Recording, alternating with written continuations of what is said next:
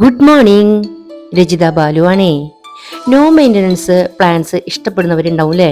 മാത്രമല്ല വർഷം മുഴുവനും അവ പൂക്കൾ തരുന്നു എന്ന് പറഞ്ഞാൽ ഡബിൾ ആവും നമ്മുടെ ഇഷ്ടം. അത്തരത്തിലുള്ള ഒരു പ്ലാന്റിന്റെ വിശേഷവുമായിട്ടാണ് ഇന്ന് വന്നിരിക്കുന്നത്. വിശേഷങ്ങൾ അറിയാനായിട്ട് വീഡിയോ കണ്ടാലും.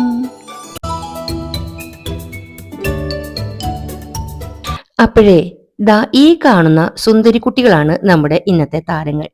കണ്ടില്ലേ, ഗ്രീനും യെല്ലോയും കളറിലുള്ള ഒരു കോമ്പിനേഷൻ, അതുപോലെ ഒരു ട്രൈ കളർ കോമ്പിനേഷനിലുള്ള ഈ പ്ലാന്റ്, അതുപോലെ തന്നെ ഗ്രീൻ കളറിൽ മാത്രം ലീവ്സ് വരുന്ന മറ്റൊരു പ്ലാന്റ്. ഇത് ശരിക്കും അഗാന്തേസിയ ഫാമിലിയിൽപ്പെട്ടിട്ടുള്ള എറാന്തമം ജനുസിലുള്ള പ്ലാന്റ്സ് ആണ് കേട്ടോ. ഒരുപാട് വെറൈറ്റീസ് ഉണ്ട്. ഇതിന്റെ സ്പെഷ്യാലിറ്റി എന്താന്ന് വെച്ച് കഴിഞ്ഞാൽ ഇതൊരു ഓർണമെന്റൽ പ്ലാന്റ് ആണ്. നമുക്ക് നമ്മുടെ പൂന്തോട്ടം അലങ്കരിക്കാൻ ബെസ്റ്റ് ആയിട്ടുള്ള ഒരു പ്ലാന്റ് ആണ്. എന്നിരുന്നാലും ഇതൊരു ഫ്ലവറിംഗ് പ്ലാന്റും കൂടിയാണ് കേട്ടോ.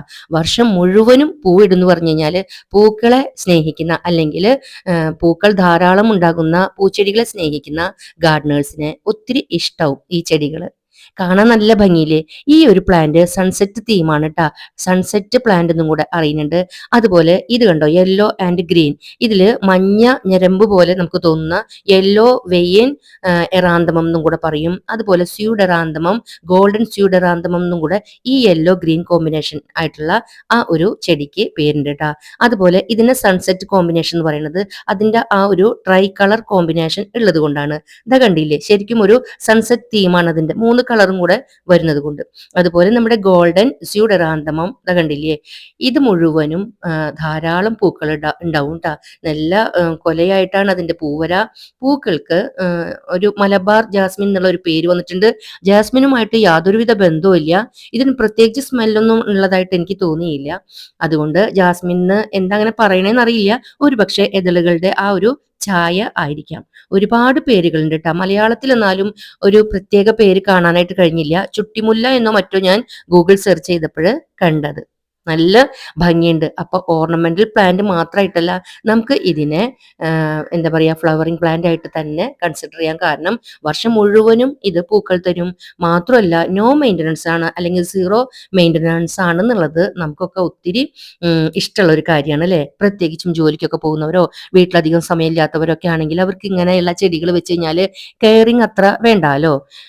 നല്ല വെയിലത്ത് വെക്കാതിരുന്നാൽ മതി. ഇവർക്ക് സൂര്യപ്രകാശം വേണം, വെള്ളവും ഒക്കെ വേണം.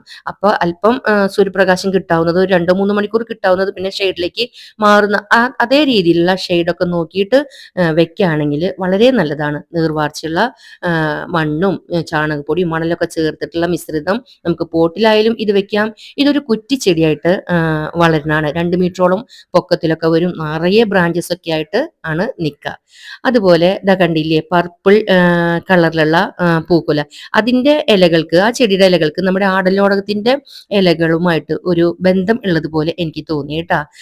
ഇത് നല്ല വെയിലത്ത് നിൽക്കുന്നത് കൊണ്ട് ആ ഇലയുടെ ഭംഗി പോയി എന്ന് എനിക്ക് തോന്നുന്നത്. നല്ല ഡാർക്ക് ഗ്രീൻ കളറിലാണ് വരാ. അതുകൊണ്ട് ത്രൂ ഔട്ട് വെയിൽ കൊള്ളുന്ന ഒരു ഏരിയയിൽ വെക്കേണ്ട, അല്പം മാറ്റി വെച്ച് കഴിഞ്ഞാൽ നന്നായിട്ട് ഇതൊക്കെ വളരും. വേറെ പ്രത്യേകിച്ച് വളമോ ഒന്നും കൊടുക്കേണ്ട ആവശ്യമില്ല. നല്ല ഭംഗിയ പൂക്കൾക്ക്.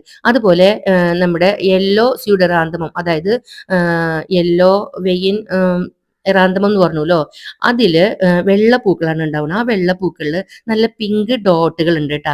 അതുപോലെ തന്നെ ഈ നമ്മുടെ സൺസെറ്റ് തീമിലുള്ള ഈ പ്ലാന്റിൽ പിങ്ക് ഫ്ലവർ ആണ്. അതിൽ നല്ല ഡാർക്ക് പിങ്കിലുള്ള ഡോട്ടും ഉണ്ട്. നല്ല ഭംഗിയെ കാണാനായിട്ട്. എനിക്ക് ചില പൂക്കൾക്ക് നമ്മുടെ ഓർക്കിഡിന്റെ ചില പൂക്കളോട് ഒരു സാമ്യം ഉള്ളതുപോലെയും തോന്നി. അതുപോലെ ഈ പൂക്കുല വരുന്ന സമയത്താണ് അതിന്റെ ആ ചെടിയുടെ അഗ്രഭാഗത്ത് നിറയെ ഇങ്ങനെ ായിട്ട് ഇലകൾ വന്നു കേട്ടാ. നമുക്കപ്പോ എന്താ മനസ്സിലായില്ല. ഞാൻ വിചാരിച്ചു ആദ്യം അത് കേടായിരിക്കുന്നു. പക്ഷെ കേടല്ല. അതിന്റെ മുട്ട് വരുന്ന സമയത്ത് ആ ചെടിക്ക് ഉണ്ടാവുന്ന ചില എന്താ പറയാ മാറ്റങ്ങളാണ്. അതിന്റെ ഒരു പ്രകൃതിയാലുള്ള ചില മാറ്റങ്ങൾ അതിന് വന്നിട്ടുള്ളതാണ്. നല്ല ഭംഗിയാണ് കാണാനായിട്ട്. നമുക്ക് ബോർഡർ ആയിട്ടൊക്കെ ഇത് വെക്കാം. നമ്മുടെ വഴിയരികിലൊക്കെ 2 സൈഡിലും ഇത് വെച്ച് കഴിഞ്ഞാൽ നല്ല ഭംഗിയുണ്ടാവും. പിന്നെ കുറ്റിച്ചെടി ആയതുകൊണ്ട് മരം പോലെ ആവാതിരിക്കാനായിട്ട് നമ്മളത് കറക്റ്റ് സമയാസമയങ്ങളിൽ പ്രൂൺ ചെയ്ത് കൊടുക്കുന്നത് വളരെ നല്ലതാണ്. ഇതിന്റെ പ്രൊപ്പഗേഷൻ വളരെ ഈസിയാണ് കേട്ടാ. ഒരു എന്താ പറയാ, ഇളം കമ്പാണെങ്കിലും നല്ല മൂത്ത കമ്പാണെങ്കിലും പെട്ടെന്ന് മണ്ണിൽ വേര് പിടിക്കും. ഏത് മണ്ണിനോടും സെറ്റാവും എന്നുള്ളതാണ് ഇതിന്റെ മറ്റൊരു സ്പെഷ്യാലിറ്റി. ഞാൻ ഇത് രണ്ട് സൈഡിലും എൻ്റെ വഴിയരികിൽ രണ്ട് സൈഡിലും ഇങ്ങനെ ബോർഡർ ആയിട്ടാണ് വെച്ചിട്ടുള്ളത്. നല്ല ഭംഗിയാ. നമ്മുടെ വീട്ടിലേക്കൊക്കെ വരുന്നവര് ഇതിന്റെയൊക്കെ കമ്പ് ചോദിക്കാറുണ്ട് കേട്ടാ. അതുപോലെ ആ പൂവും കാണാൻ നല്ല ഭംഗിയാണ്. പ്രത്യേകിച്ചും ഈ ഇലകളാണ് ഈ നമ്മുടെ ഇതിനെ അലങ്കാര സസ്യമായിട്ട് മാറ്റുന്നത്. കാരണം ആ ഇലകളുടെ ഭംഗി. അപ്പൊ മറ്റ് പല പച്ച കളറിലുള്ള നമ്മുടെ ഇലച്ചെടികളോ പൂച്ചെടികളോ ഒക്കെ ഉണ്ടാവുമല്ലോ, അവരുടെയൊക്കെ ഇടയിൽ ഇതും കൂടെ ഇങ്ങനെ നിൽക്കണ കാണുമ്പോൾ നല്ല ഭംഗിയാണ് കേട്ടാ. ഇതിന്റെ കൂടുതൽ ബയോളജിക്കൽ ആയിട്ടുള്ള ഡീറ്റെയിൽസ് ഒന്നും എനിക്കറിയില്ല. ഇത്ര മാത്രമേ എനിക്ക് അറിയുള്ളൂ. എനിക്ക് എൻ്റെ ചേച്ചി ഒരു ഇളം കമ്പ് തന്നതാണ്. അതിൽ നിന്നാണ് ഞാൻ ഇത്രയൊക്കെ ഉണ്ടാക്കിയെടുത്തിട്ടുള്ളത്. അതുപോലെ അല്പം വളമൊക്കെ നമ്മൾ കൊടുക്കുകയാണെങ്കിൽ വളരെ നന്നായിട്ട് വളരുകയും ചെയ്യും.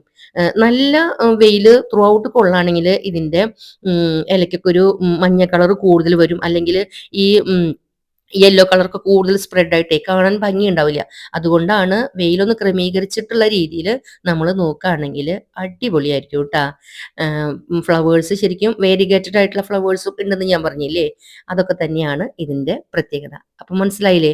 നോ മെയിൻ്റനൻസ് പ്ലാന്റ് തന്നെയാണ് കേട്ടോ, അല്ലെങ്കിൽ സീറോ മെയിൻ്റനൻസ് പ്ലാന്റ് തന്നെയാണ്. തുടക്കക്കാർക്ക് ഗാർഡനിങ് തുടങ്ങിയിട്ടേ ഉള്ളൂ എന്നുണ്ടെങ്കിൽ അവർക്കൊക്കെ വെച്ച് പിടിപ്പിക്കാവുന്ന ഏറ്റവും നല്ല പ്ലാന്റ് ആണ്. അതുപോലെ ഓർണമെന്റൽ പ്ലാന്റിനെ ഇഷ്ടപ്പെടുന്നവർക്ക് ഇത് വളരെ നല്ല ഒരു ചോയ്സ് ആണ്.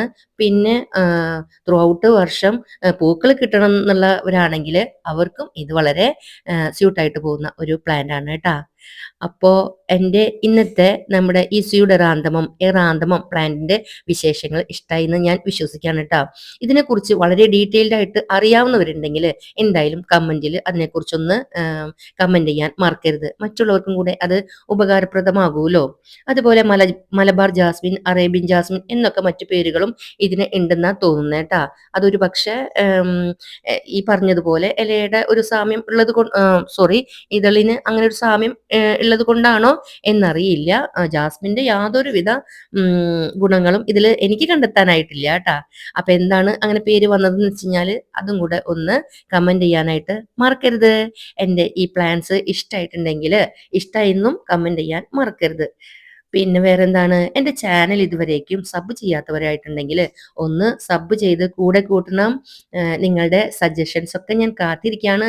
വിമർശനങ്ങളും എന്നെ വളർത്താൻ സഹായിക്കുമെന്ന് ഞാൻ വിശ്വസിക്കുകയാണ്. അതുകൊണ്ട് വിമർശിക്കാനും അല്ലെങ്കിൽ നല്ല നല്ല സജഷൻ തരാനും എൻ്റെ വീഡിയോസ് ഒന്ന് കണ്ടു നോക്കണം. കമന്റിലൂടെ ഒന്ന് എൻ്റെ അടുത്തേക്ക് വരികയും വേണം.